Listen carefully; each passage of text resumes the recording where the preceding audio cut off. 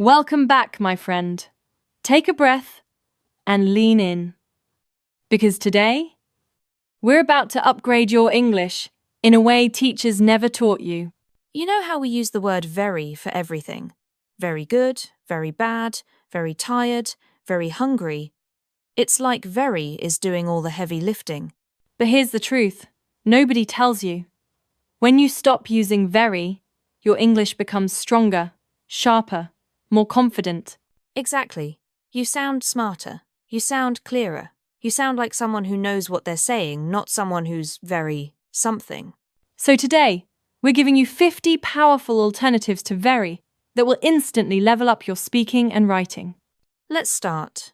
And listen carefully, your English is about to glow up. Instead of very good, say excellent, outstanding, superb, remarkable, brilliant. And for very bad use.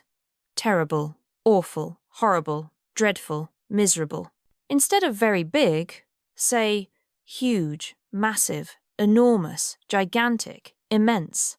And instead of very small, tiny, minute, miniature, microscopic, compact, replace very tired with exhausted, drained, worn out, fatigued, burned out.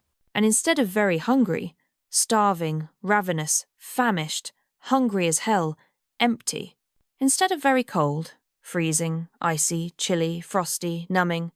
Instead of very hot, boiling, scorching, blazing, sweltering, roasting. Instead of very happy, thrilled, delighted, overjoyed, ecstatic, elated. Instead of very sad, heartbroken, devastated, depressed, miserable, crushed. See? You don't need very. You just need better words. And remember, your language shapes your confidence.